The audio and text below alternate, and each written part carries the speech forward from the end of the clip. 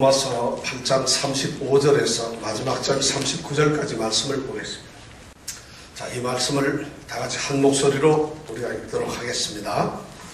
누가 우리를 그리스도의 사랑에서 끊으리요? 환난이나 곤고나 핍박이나 기근이나 적신이나 위험이나 칼이랴. 기록된 바 우리가 종일 주를 위하여 죽임을 당케 되며 도살할 양같이 여김을 받았나이다 함과 같으니라. 그러나 이 모든 일에 우리를 사랑하시는 이로 말미암아 우리가 넉넉히 이기느니라. 내가 확신하노니 사망이나 생명이나 천사들이나 권세자들이나 현재일이나 장래일이나 능력이나 높음이나 기쁨이나 다른 아무 피조물이라도 우리를 우리 주 그리스도 예수 안에 있는 하나님의 사랑에서 끊을 수 없으리라. 아멘. 이 말씀은 그렇게 살살 그냥 무감동하게 떠듬떠듬 이렇게 읽어야 되는 말씀이 아닙니다.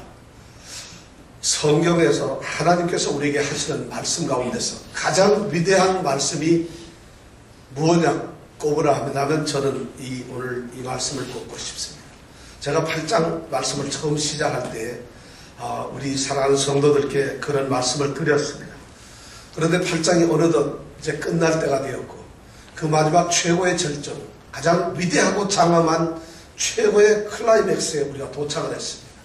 이 말씀을 여러분들과 함께 나누면서 오늘 여러분들에게 정말 끊을 수 없는 하나님의 사랑, 도저히 어쩔 수 없는 그리스도의 사랑이 여러분들에게 넘치시기를 원합니다. 오늘 이 말씀이 바로 우리에게 그런 것을 보장하고 있습니다.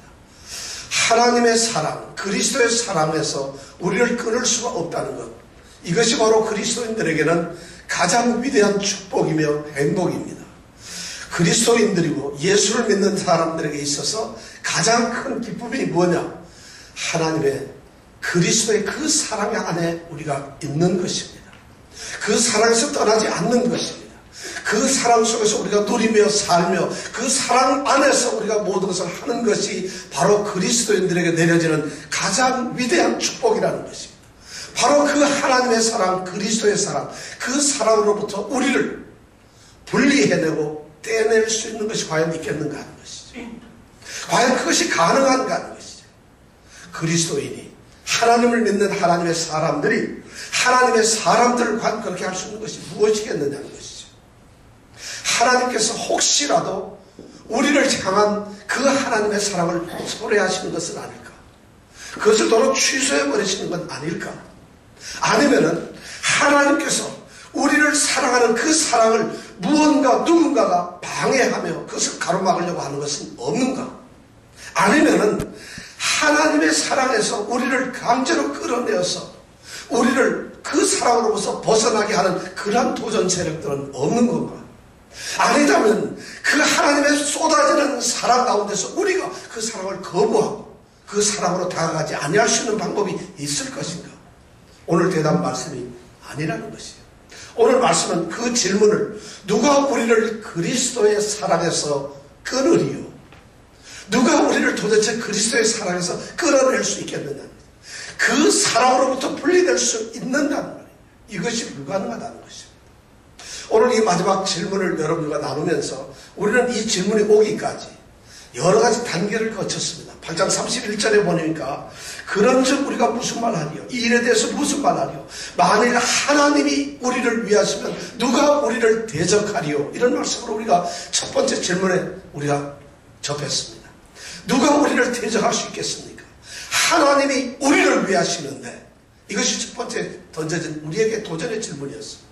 두 번째로 32절에서 자기 아들을 아끼지 아니하시고 우리 모든 사람을 내어주시니까 어찌 그 아들과 함께 모든 것을 우리에게 은사로 주지 아니하시겠느냐. 이것이 바로 두 번째 하나님의 사랑의 표현이었습니다. 세 번째 우리의 하나님의 사랑과 우리의 관계에서 또한 도전이 있었는데 그게 바로 뭐냐면 33절의 말씀. 누가 능히 하나님의 택하신 자들을 송사하리. 어떤 사람들이 하나님의 사랑, 하나님이 우리를 사랑하셔서 우리를 구원하신 그 사건에 대해서 고소하며 하나님께 대항할 수 있겠느냐는 것이죠. 의롭다 하신 이는 하나님이시라는 것이에요.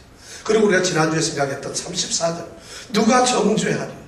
누가 우리를 그리스도 안에 있는 우리를, 그리스도를 믿는 그리스도인인 우리를 유죄 판결을 내리고 죄인이라고 정죄하면서 우리를 비판하고 평가할 수 있겠느냐는 것이죠. 그럴 수가 없다는 것이죠. 왜냐하면 그 죄인인 우리를 위해서 죽으신 분이 바로 그리스도입니다. 그 죽음에서 죄의 권세의 마지막 보루인 그 사망에서 다시 살아나신 분은 우리 그리스도라는 것이죠.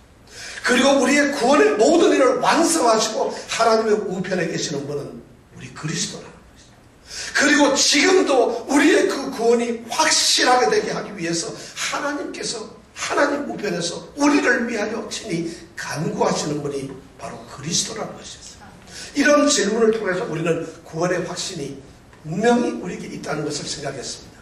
그리고 그 질문의 마지막 최후의 보루가 바로 오늘 질문입니다. 그 모든 것이 다 좋다 하더라도 믿음의 최고의 봉인, 과연 그 사랑으로부터 우리를 끌어낼 수 있는 것이 있을 것입니다. 하나님의 위대한 사랑, 그리스도의 이 사랑으로부터 우리가 탈락되어서 영원히 끊어져 버릴 수 있는 그런 길이 있는가, 그런 방법이 있는가, 그럴 가능성이 있는가 하는 질문을 마지막으로 던져놓고 있습니다. 여러분, 이 질문을 우리가 심각하게 생각해야 됩니다. 이 질문이 그리스도의 사랑 안에서 내가 살고 있다는 이런 감격이 끊어질 수 있다는, 만약 그 질문이 가능하다고 한다면 우리의 믿음이 얼마나 초라하겠습니까? 그런데 오늘 질문에는 우리가 대답할 수 있습니다. 결코 그럴 수가 없다는 것이죠. 결코 그것이 불가능하다는 것이죠. 하나님의 사랑에서, 그 사랑으로부터 우리가 분리될 수 있는 가능성은 전혀 없다는 것이죠. 우리에게는 그것이 존재할 수가 없다는 것이죠. 우리는 먼저 이 말씀을 생각하기에 앞서서 35절부터 39절까지 있는 이 말씀을 생각하기에 앞서서 왜 그것이 불가능할까? 도대체 무엇 때문에 우리는 하나님의 사랑에서 도저히 떨어질 수가 없는 건가 하는 이유를 여러분들과 함께 생각하면서 그것이 우리에게 주는 큰 위로와 확신을 같이 누려보기를 원합니다. 우리 성도들에게는 이 확신이 필요합니다. 이 구원의 확신이 무엇보다도 중요합니다. 우리가 독도행전에서 성경 암송을 하면서 구원의 확신에 대해서 우리가 말씀을 하죠. 요한일서 5장 13절 말씀에 뭐라고 되어 있습니까? 내가 하나님의 아들의 이름을 믿는 너에게 이것을 쓰는 것은 너희로 하여금 너희에게 영생이 있음을 알게 하게 함이라는 것이었어요. 바로 이 구원의 확신이, 모든 하나님의 말씀은 바로 구원의 확신에 대한 것을 우리에게 강조하고 있다. 하나님이 구원을 하셨다는 것이 중요합니다. 하나님이 구원을 하셔서 우리가 구원을 받고 있고 구원을 누리고 있다는 것이 또한 중요합니다. 가장 더 중요한 것은 그 구원이 우리에게 분명하고 확실하고 반드시 이루어진다는 보장성, 이것이 가장 더 중요하지 않겠습니까? 그런 사랑으로부터 만약 끊어진다면, 지금 누리고 있는 이 사랑에서 우리가 끊어지기라도 한다면, 우리가 그런 구원의 영원한 그 궁극적인 최종 목적지에 가지도 못하고 이 구원의 이 상계에서 만약 끊어버리고 만다면, 멈춰지고 만다면 우리의 구원이 얼마나 초라하겠어요. 그런데 그런 것이 있을 수가 없다는 것이죠. 왜 그럴까요? 오늘 첫 번째 말씀은, 그 이유가 첫 번째 우리가 될 수 있는 말씀은 로마서 8장 28절에 있는 말씀에서 우리는 그 해답을 찾을 수가 있습니다.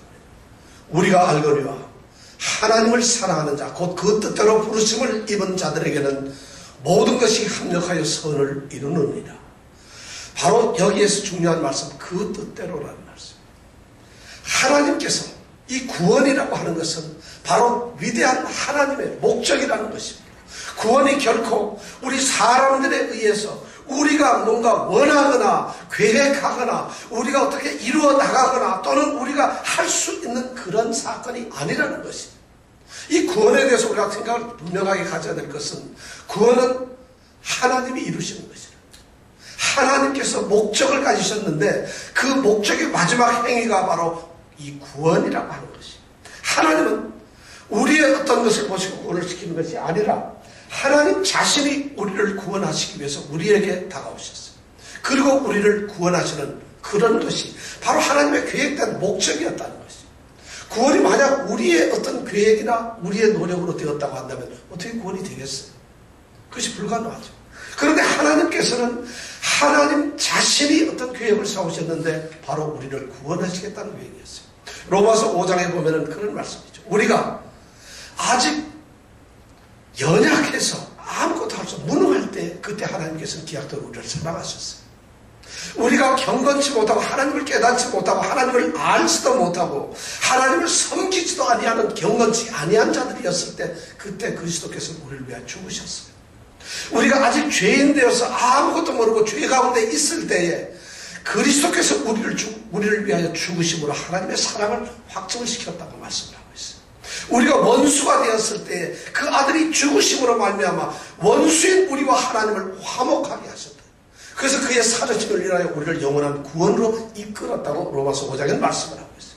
바로 이러한 상태에 있는 우리를 향해서 하나님은 위대한 구원의 목적을 가지셨다는 거죠.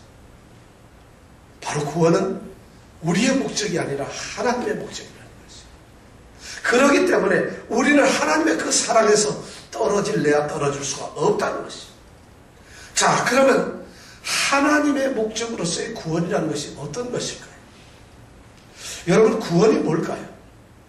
그리스도인들이 구원을 얻었다는 것은 죄 용서함을 받고 믿음으로 살다가 예수를 믿게 되고 그분을 주로 섬기게 되고 그러다가 나중에 죽고 나면 천국으로 가는 것, 이것이 구원일까요? 그 말씀이 틀렸다고 말할 수는 없습니다. 그러나 성경이 말씀하는 구원의 최종적인 목적은 그것이 아닙니다. 성경에서 끊임없이 말하고 있는 구원이라는 것은 그런 곳에서 머물러 있기만 한 것이 아니라는 것이에요. 그것은 우리 인간의 편에서 본 구원의 최종적인 목적이 될 수 있지만 하나님께서 우리 인간을 통해서 죄인을 향해서 가지셨던 구원의 계획과 목적은 그것이 아니에요. 뭘까요? 하나님께 영광을 돌리는 것이에요. 하나님의 영광이라는 것이에요. 에베소서 1장에는 그것이 너무 잘 나와 있어요. 그의 영광을 찬미하게 하려는 것이에요. 창세전에 그의 기쁘신 뜻대로 우리를 선택해서 그리스도 안에서 하늘의 신령한 복을 주시기로 약속을 하시고 그리고 우리를 구원하셨던 그 최종적인 목적이 무엇이냐? 그의 영광, 그의 은혜의 영광을 찬미하게 하려는 것입니다. 이것이 바로 구원의 목적이었던 것입니다. 우리는 바로 이 구원의 목적에 대한 생각을 분명히 가질 때에 우리를 향한 하나님의 사랑, 구원이 흔들릴 수 없다는 것을 알 수 있습니다. 하나님께서는 인류를 창조하셨어요. 그 창조의 목적이 무엇일까요? 바로 하나님의 성품을 드러내고 하나님의 위대하신 영광을 드러내면서 그 창조된 피조물을 통해서 기쁨을 받으시고 기뻐하시는 그것이 하나님의 창조의 목적이었습니다. 우리로 하여금 이 땅에서 재미나고 즐겁게 살라고 하는 그것이 아니라 그러한 삶의 모습을 통해서 하나님이 기뻐하시는 것이 하나님께서 만드신 창조의 목적이었다는 것입니다. 그런데 그러한 아름다운 창조의 목적이 사단의 유혹으로 말미암아 인간은 타락하게 되고 그러한 하나님의 영광을 훼손시켜버렸어요. 그리고 하나님과의 관계가 깨어지고 말았어요. 이것이 하나님께서는 정말 진노하시고 괴로워하시는 하나님의 슬픔이었던 거죠. 바로 그러한 결과로 인간은 죄와 죽음의 문제에서 벗어날 수가 없었어요. 그래서 하나님께서는 그 죄와 죽음의 문제들, 그 고통의 문제들, 그리고 그들을 다시 회복시키시기 원하시는 간절한 마음, 사랑을 가지시고 우리에게 자기 아들을 주셨다는 것이죠. 그것을 구원의 방법으로 회복의 길로 우리에게 주셨다는 것이죠. 그래서 하나님께서는 그 아들을 믿는 자들을 통해서 그 아들을 통해서 하나님의 영광이 회복되기를 원했어요. 하나님이 만드신 피조물, 하나님의 형상과 모양을 따라서 지어진 사람들로부터 하나님의 영광이 찬송되고 하나님의 성품이 드러나는 것을 하나님은 원하셨다는 것이죠. 그래서 이것이 바로 구원의 목적이 되었다는 것입니다. 우리는 구원의 목적의 관점을 바꿀 필요가 있습니다. 바로 이러한 하나님의 영광이 하나님의 뜻이기 때문에 그 뜻대로 부르심을 받은 자들, 바로 그것이 하나님의 목적이기 때문에 그러한 하나님의 뜻은 결코 이루어지지 아니하거나 방해를 받거나 하나님이 하실 수 없다는 것은 있을 수 없다는 것이에요. 그래서 우리의 구원은 무조건적으로 반드시 이루어지고 만다는 것이에요. 만약 내가 할 수 있는 일이라고 한다면 우리가 우리를 어떻게 믿겠어요? 인간의 능력이나 인간의 심성이나 인간의 어떤 노력이나 인간의 상태로서 구원을 얻을 수가 있다고 한다면은 어떻게 우리가 우리 자신을 알고 있는데 그 구원이 확실하고 보장된다는 것을 우리가 자신할 수 있겠어요? 놀랍게도 이 구원은 하나님의 목적이었다는 것이. 하나님 그분이 정하신 계획이고 그분이 간절하게 우리를 향했던 마음이었기 때문에 이것은 흔들릴 수가 없다는 것이죠. 바로 이 구원이 그런 것이라는 것을 여러분들이 알아주시기 바랍니다. 그래야만 우리의 구원이 확실하다는 것이죠. 두 번째 이유가 또 있습니다. 우리가 하나님의 사랑에서 끊어질 수 없는 것, 절대 하나님의 사랑에서 떨어질 수 없는 이 구원에 또한 중요한 것이 있습니다. 그것이 뭐냐면 하나님께서 그렇게 목적을 가지시고 우리를 구원하시길 원하셨는데 그 구원을 하시는 하나님의 구원의 역사가 있습니다. 하나님이 구원을 이루어 가시는 그 일을 통해서 볼 때에 이것은 하나님이 하시는 일이니까 우리의 구원은 흔들릴 수가 없다는 것이죠. 우리가 결코 그 사랑으로부터 분리될 수가 없다는 것입니다. 로마서 8장 29절 30절 말씀에는 이렇게 말씀을 하고 있습니다. 하나님이 미리 아신 자들로 또한 그 아들의 형상을 본받게 하기 위하여 미리 정하셨으니 이는 그로 많은 형제 중에서 맏아들이 되게 하려 하십니다. 또 미리 아신 자들을 또한 부르시고 부르신 그들을 또한 의롭다 하시고 의롭다 하신 그들을 또한 영화롭게 하셨느니라. 이렇게 말씀을 하고 있어요. 여기에 우리는 위대한 하나님의 구원의 어떤 역사를 우리는 봅니다. 하나님께서는 우리를 구원하시는데 무계획적이고 무질서하게 우리를 구원하시지 않았다는 것이에요. 하나님은 아주 투철하고 분명한 스텝과 스텝을 밟아가면서 우리를 구원을 하셨습니다. 우리는 이것을 구원의 영원한 사슬고리라고 합니다. 이 구원의 고리에서 우리는 하나님의 놀라운 사랑을 발견할 수 있고 흔들리지 않는 하나님의 사랑을 깨달을 수가 있습니다. 그 다섯 가지가 뭡니까? 하나님은 미리 아셨어요. 우리를 미리 아셨어요. 그리고 미리 우리를 정해 놓으셨어요. 그리고 우리를 부르셨어요. 그리고 우리를 의롭다고 하셨어요. 그리고 우리를 영화롭게 하셨어요.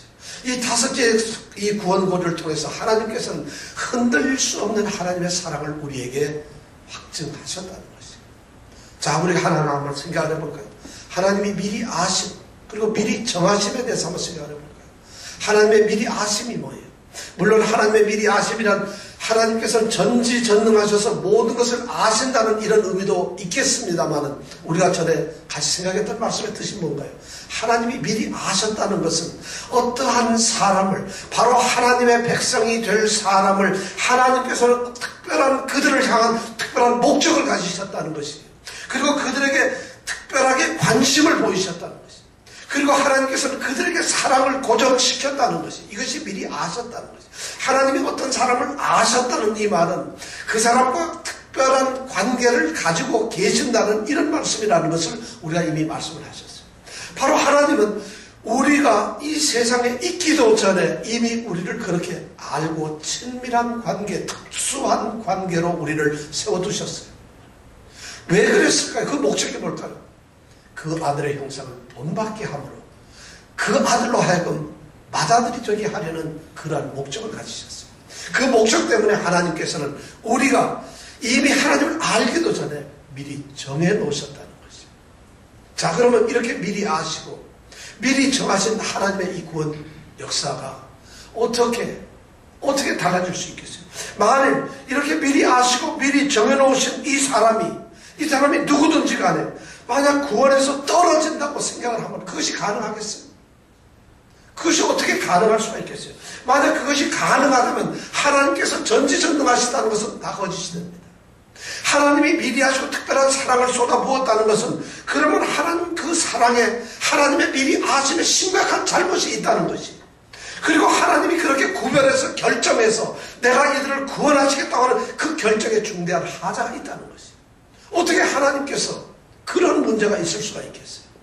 도저히 있을 수가 없다는 것이에요. 그러니까 하나님이 우리를 이루시는 그 구원의 역사에는 조금도 빈틈이 없어요. 하나님께서 조금 더 후회하지 않으셨어요.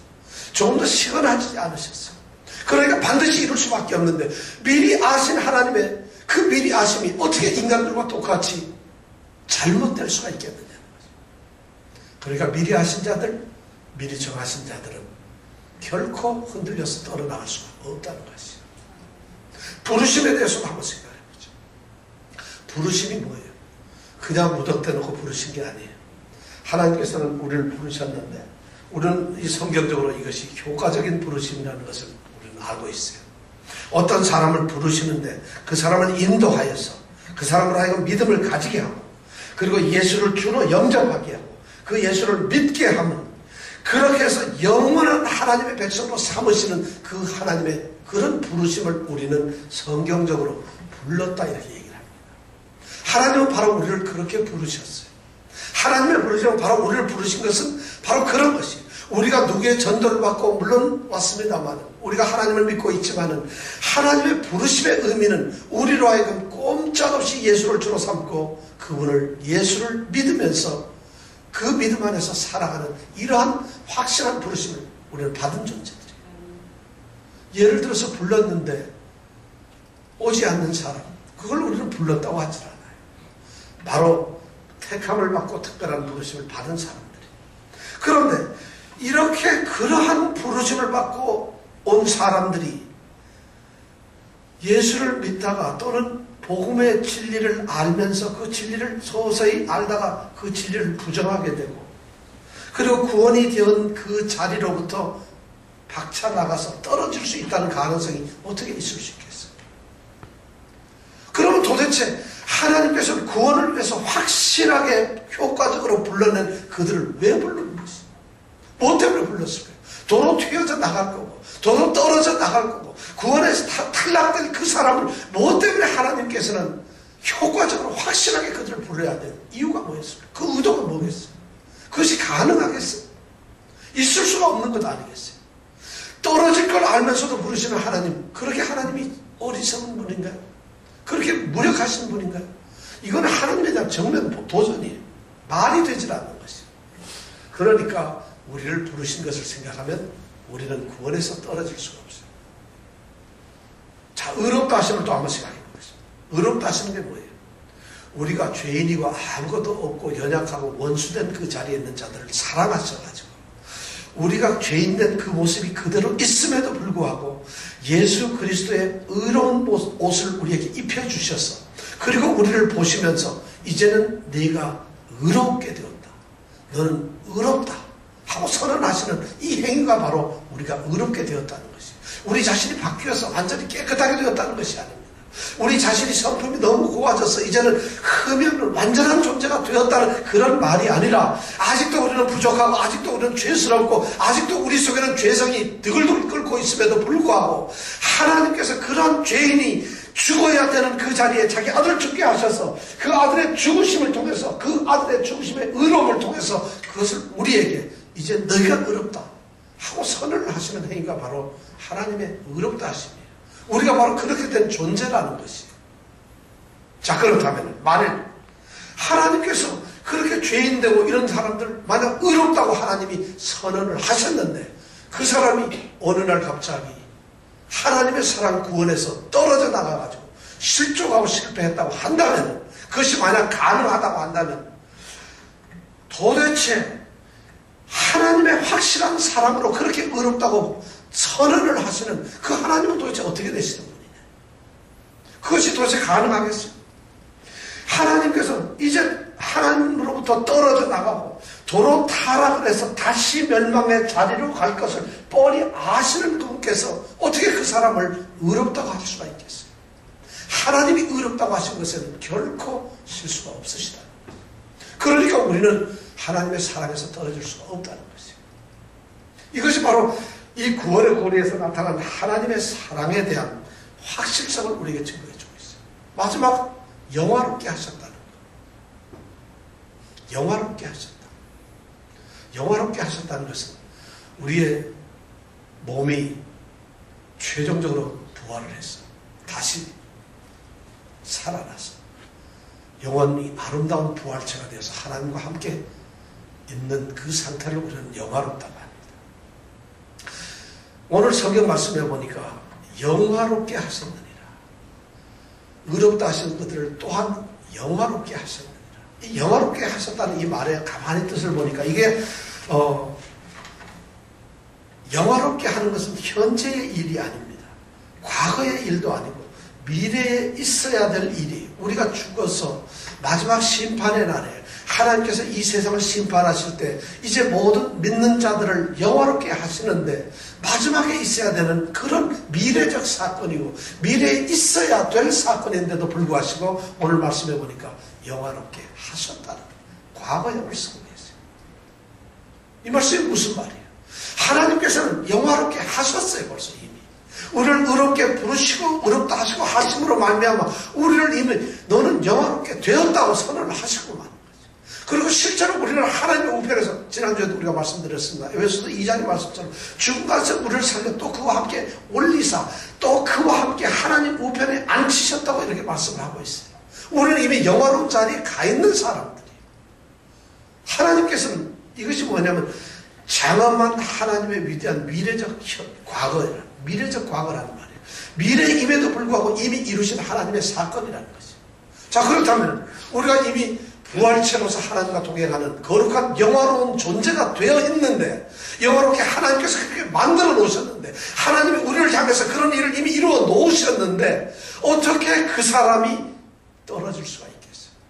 하나님이 만들어 놓은 영화로운 존재가 어떻게 나는 이 구원을 포기하겠습니다. 그럴 수가 있겠느냐. 그것이 무효가 될 수 있겠느냐. 그것을 취소할 수 있겠느냐는 것이에요.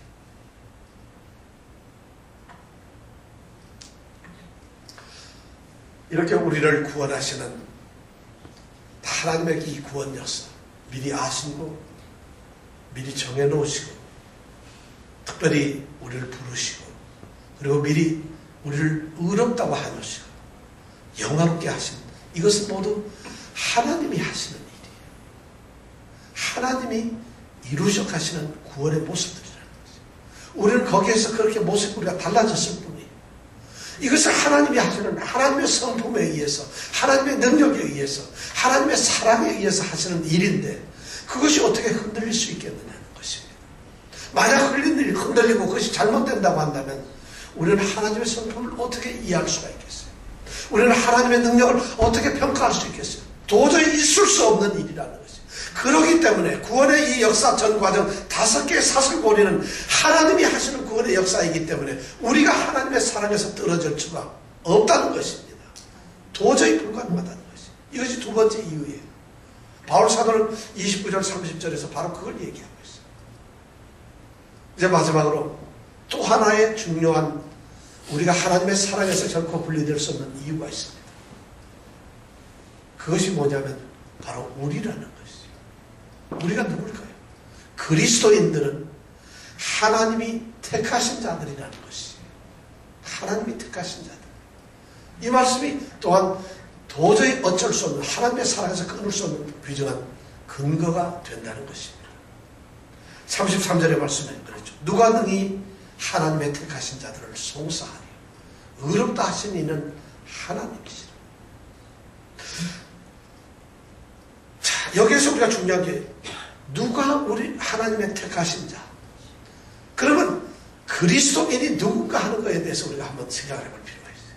누가 그리스도인일까요? 누가 진정한 그리스도인일까요? 누가 예수를 믿는 사람일까요? 이 점에 대해서 우리가 한번 생각을 해봐야만 이 말씀의 해답이 나옵니다. 제가 전에 말씀드렸습니다만 이 세상에는 두 종류의 사람이 있습니다. 그렇게 구분을 할 수 있어요. 우리 예수를 믿는 사람들 입장에서 두 종류의 사람이 있다고 그렇게 구분을 할 수 있어요. 한 사람은 예수를 믿지 않는 사람, 한 사람은 예수를 믿는 사람. 이 둘밖에 없어요. 예수를 믿기도 하고 안 믿기도 하고 이런 사람은 있을 수가 없어요. 이 세상에 두 종류밖에 없어요. 저는 여러분들이 예수를 믿는 사람이길 원합니다. 저는 여러분들이 바로 그리스도인이기를 원합니다. 이렇게 세상에는 두 종류밖에 없는데 어떤 사람들은 이렇게 얘기를 합니다. 그리스도인들 중에도 두 종류의 사람이 있다고 말입니다. 그리스도인 중에는 두 종류의 사람이 있어요. 여러분 잘 들어보세요. 여러분들도 한번 곰곰이 생각해 보시기 바랍니다. 여러분들은 어느 쪽에 속하는 그리스도인일까요? 어떤 한쪽에 속한 어떤 그리스도인들은 믿음을 굳게 가지고 끝까지 믿으려고, 믿음 생활을 잘하려고 합니다. 그래서 어떻게 하든지 믿음을 잘 간직하고 그리스도를 열심히 살아가고 잘 믿고, 그래서 신앙생활을 잘해서 구원을 이루려고, 그리고 구원을 이루어가는 그러한 그리스도인들이 있다는 것이죠. 좋은 그리스도인이죠. 또 한쪽에는 나쁜 그리스도인이 있어요. 좀 좋지 않은 그리스도인이 있어요. 믿음에도 게으르고 믿음도 열심히 쫓지 아니하고, 그리고 믿음을 간직하는데도 티미하고, 그래서 하나님을 믿거나 예수를 믿거나 하는 믿음의 생활에서 게으르고 부족하고 그런 성도가 있다는, 그리스도인이 있다는, 이 두 가지 종류가 있다는 것이죠. 그래서 잘 믿고 믿음을 굳게 잘 간직하고 열심히 믿었던 사람은 구원을 얻어서 하나님께 가는 것이고, 잘 믿지 않고 어딘지 모르게 믿음에 좀 부족함이 있던 사람들은 구원을 얻지 못하고 오히려 멸망의 자리로 떨어진다는 이런 이야기를 합니다. 여러분들 이 말을 어떻게 생각하세요? 심각한 문제들입니다. 오늘 교회에서도 상당한 사람들이 이런 이야기를 하고 있어요. 저는 이 말이 너무나 잘못되었다고 생각합니다. 우리는 구원이라는 것에서 잘못 생각하고 있고 믿음이라는 것에 대해서 잘못 생각을 하고 있다는 것이죠. 얼마나 이 말씀이 잘못된 것인가를 여러분들과 함께 생각해 볼까요? 그리스도인이 된다는 것은 내가 믿음을 가지고 있다는 것, 그리고 하나님과 참된 관계를 유지하면서 하나님의 사랑 속에 있으면서 믿음으로 구원을 받는 것이, 우리가 구원을 받는다는 것이 마치 이렇게 되면은 그리스도 안에 있는 것, 그리스도인이 된다는 것 그 자체가 우리의 어떤 결심이나 우리의 노력이나 우리가 그 말씀의 순종이나 또는 우리가 그 말씀을 헌신함으로 우리가 그리스도인이 되고 그렇게 함으로써 우리가 구원을 얻는다, 이런 전제가 밑에 깔려 있어요. 우리는 믿음이라는 것을 마치 우리의 어떤 행위나 우리의 행동이나 우리의 어떤 열정이나 우리의 어떤 의지력이라고 이렇게 생각하는 경향이 있다는 것이에요. 죄송합니다만 그것이 아니라는 것이에요. 그렇게 생각하기 때문에 우리의 믿음이 연약해져서 우리가 왠지 모르게 구원을 못 받을 것 같고 하나님의 사랑에서 떨어질 것 같아요. 주일 하는데 교회를 안 나고 LA를 가면은 오늘 내가 큰 죄를 저질러서 오늘 내가 구원을 못 받겠구나 하는 이런 생각을 하는 사람도 있다는 것이에요. 지금 그런 말씀을 하는 것이 아니에요. 지금 여기서 심각한 것은 하나님께 이제 구원을 받고 예수를 믿는 사람들이 열심히 믿고 자기가 노력하고 이 믿음을 간직하려고 열심히 한 사람들은 구원을 받고 그렇지 않았던 사람들이 구원을 못 받는다는 것이에요. 이거는 그리스도인에 대한 근본적인 개념이 잘못되어 있는 것이라는 것이에요. 그리스도인은 그렇게 자기의 노력에서 힘을 쓰는 자들이 아니라는 것입니다. 그리스도인은 누굴까요? 그리스도인 도대체 누굴까요? 오늘 말씀해 보니까 하나님의 택하신 자들이라는 거죠. 이 말씀에 여러분들이 사로잡히시길 원합니다. 만약에 우리의 노력과 결심과 우리의 어떤 순종, 헌신, 애씀을 통해서 만약 우리가 구원을 얻게 되고 우리가 믿음이 갖게 된다면은 하나님이 은혜로 값없이 우리에게 구원을 주셨다는 이 은혜의 교리에 정면으로 반대되는 것이에요. 있을 수가 없는 것이에요. 구원은 우리에게 은혜로 주시는 하나님의 은혜적인 선물이에요. 하나님이 값없이 우리에게 쏟아부어 주신 하나님의 어떤 은사적인 선물이 구원이에요. 그런데 어떻게 우리가 우리의 노력으로 구원을 얻을 수가 있겠어요? 불가능한 것 아니겠어요? 그렇다면 성경을 부정하는 거고, 결국 이것은 뭐냐면 하나님을 부정하는 거, 하나님의 은혜조차도 우리의 노력으로 우리가 컨트롤할 수 있고 우리가 다룰 수 있다는, 이렇게 하나님께 경고하는 거예요. 하나님께 대적하는 것이에요. 구원을 내가 할 수 있다는 거예요. 그런 사람들이 있을 수가 없다는 것이죠. 그렇기 때문에 우리가 그리스도인에 대한 우리의 관념을 바꿔야 된다. 그런데 그런 생각을 하기 때문에 오늘날 교회들이 전부 문제가 있어요. 저 사람은 믿음이 좋다, 믿음이 나쁘다, 저 사람이 열심히 한다, 안 한다. 그것이 아니라는 거죠. 사람이 구원을 얻는 것은 말이죠, 우리의 행위가 아니라 궁극적으로 우리가 구원을 얻게 되는 것은 우리를 거듭나게 하시는, 그래서 새로운 생명을 주셔서 우리로 하여금 새 생명 가운데서 중생하는 삶을 살게 하는 하나님의 은혜라는 거죠. 하나님의 행위라는 것이에요. 그리스도인이라는 것은 바로 그런 중생되고 거듭난 하나님의 택하신 족속이라는 것이에요. 이 선택되지 아니하고 거듭나지 아니한 사람들도 얼마든지 교회에서 일을 할 수 있습니다. 거듭나지 아니하고 저렇게 새로운 하나님의 생명을 받지 않고 예수 그리스도의 예수의 생명을 받지 아니하고도 얼마든지 교회 생활을 하고 신앙생활을 하는 사람들이 많이 있다는 것이, 그것이 그리스도인이 아니라는 것입니다. 오늘 말씀에는 그것이 결코 아니에요. 우리는 이 믿음이라는 것, 구원이라는 것에 대해서 자꾸 사람의 입장에서 생각을 합니다. 우리의 입장에서 그것을 생각해보고 평가를 하는데 성경 말씀에는 절대 그런 게 없습니다. 바로 구원이나 이 믿음의 문제는 하나님의 편에서 생각을 해야 돼요. 하나님의 주권적인 행동이며 하나님의 은사적인 행동이에요. 우리에게 주시는 하나님의 일이라는 것이에요. 우리가 그리스도인이 된다는 것은 내가 노력해서 내가 하나님께로 나아가는 것이 아니라 하나님께서 나를 부르시고 선택을 하시는 행위라는 것이에요. 이것이 우리가 그리스도인이 되었다는 것이에요. 이렇지 않으면 그리스도인이 아니에요. 바로 그런 의식을 여러분들이 가지고 있기를 원합니다. 우리 예수님의 교회 성도들은 그런 생각을 가지고 있어요. 나는 하나님이 택하신 자라는 거예요. 그래서 나는 그리스도인이 된 것이죠. 우리가 그리스도인이 되는 것은 말이죠, 우리의 어떤 구별된 특별한 행동, 우리가 선하고 우리가 구별되고 거룩한 행동을 통해서 우리가 그리스도인이 되는 것이 아니라 오히려 하나님의 구별된 어떤 선택에 의해서, 그래서 우리가 그리스도인이 된다는 것이에요. 그러면 우리 그리스도인들은 막 살아도 되나요? 그것이 아니라는 거죠. 로마서 5장, 6장, 7장에서는 거기에 대해서 심각하게 세 가지 도전을 주고 있어요. 5장에서는 뭐예요? 이제 너희들이 과거에는 아담에 속한, 아담의 소위 이생 육신에 속한 아담에 속한 사람들이었다면 이제는 너희는 새로운 생명 그리스도 안에 속한 사람이라는 것을 5장에서 말씀하고 있어요. 그리고 6장에서는 너희들이 전에는 죄 안에 있었던 사람이에요. 그런데 이제는 죄에서 죽고 의롭게 새롭게 태어난 사람이라는 거죠. 그런데 죄에 대하여 죽은 사람들이 어떻게 죄에서 다시 또 살 수가 있겠느냐는 것이 6장에 있는 전체의 말씀이에요. 그리고 7장에는 뭐예요? 우리는 과거에는 율법 안에서 살았던 사람이지만 이제는 은혜 안에 있다는 것이에요. 그런데 율법에 대해서 죽었기 때문에 이제는 은혜 안에 죽었기 때문에 이제는 새로운 의의 생명으로 우리는 살아가야 되는 사람이라는 거죠. 이것이 하나님께서 우리에게 그리스도인이라는 그 신분과 그 위치를 우리에게 말씀해 주시는 거예요. 구원은 믿음의 행위에 대한 보상이 아닙니다. 구원은 믿음의 삶을 잘 살았기 때문에 주어지는 결과적인 어떤 보상이 아니라 구원은 하나님께서 일방적으로 은혜로 주시는 하나님의 선물이라는 것이죠. 이것이 우리에게 느껴질 때 어떻게 그 하나님의 선물이 하나님은 주었다 뺐나요?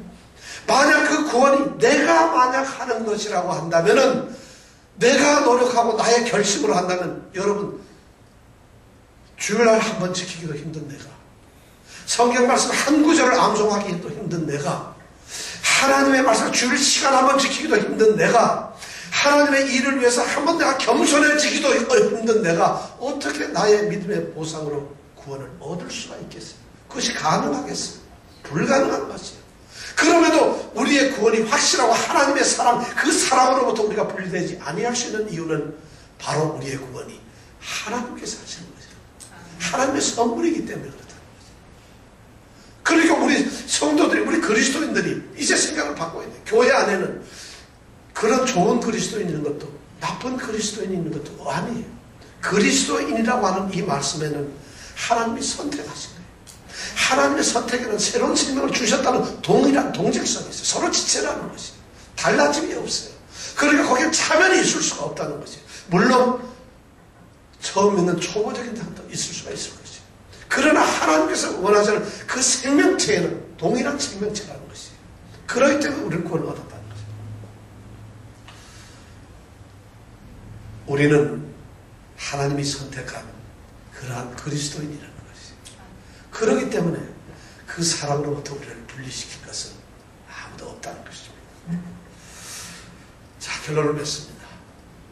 저는 오늘 여러분들에게 이 가장 위대한 장엄한 최종 선언에 앞서서 우리의 사랑이 하나님을 향한, 하나님께서 우리를 향한 그 사랑이 결코 끊어질 수 없다는 것을 말씀드렸습니다. 우리는 다음 주에는 그 사랑에서 이 땅에 살면서 우리에게 일어나는 모든 사건 가운데서, 일들 가운데서 혹시라도 우리가 변심될 수 있을까 하는 그런 문제를 가지고 말씀을 나누려고 합니다. 그러나 오늘 우리는 먼저 우리가 하나님의 사랑에서 끊어질 수 없다는 이 분명한 이유를 우리 모든 성도들이 갖기를 원합니다. 구원은 하나님의 목적입니다. 우리를 구원시키는 행위는 하나님이 하시는 역사입니다. 그리고 구원을 받는 우리는 우리 스스로가 아닌 하나님의 선택된 자들입니다. 그렇기 때문에 우리의 구원은 확실합니다. 그렇기 때문에 우리는 하나님의 사랑에서 흔들릴 수가 없다는 것이에요. 누가 하나님의 사랑에서, 누가 그리스도의 사랑에서 우리를 끊으리요? 정말 끊을 수가 없어요. 이 모든 일이 우리를 사랑하는 신은 이로 말미암아 우리가 넉넉히 이기는 이라. 이 놀라운 축복이 우리에게 있기를 원합니다. 이런 놀라운 신앙의 위대한 발견과 이 신앙의 삶이 우리 모든 성도들에게 있기를 축원합니다. 기도하겠습니다. 하나님이 하시는 일에는 실수가 없습니다. 하나님은 너무나 신실하십니다. 근데 바로 우리의 구원, 우리에 대한 사랑이 그 주체가 하나님이십니다. 하나님은 결코 나를 버릴 수가 없습니다. 하나님은 결코 나를 떠날 수가 없습니다. 하나님은 결코 우리를 홀로 놔둘 수가 없습니다. 하나님은 우리를 향한 그 사랑을 도로 가져가실 수가 없습니다. 오늘 우리는 이 끊어질 수 없는 하나님의 사랑을 생각합니다. 바로 내가 그러한 존재라는 것을 오늘 우리는 깨닫습니다. 오 하나님, 정말 우리의 구원이 확실하다는 구원의 확신 속에서 구원을 누리며 기뻐하며 감격하며 그리스도 안에서의 삶을 살게 하여 주시옵소서. 아멘. 예수님 이름으로 기도드렸습니다. 아멘.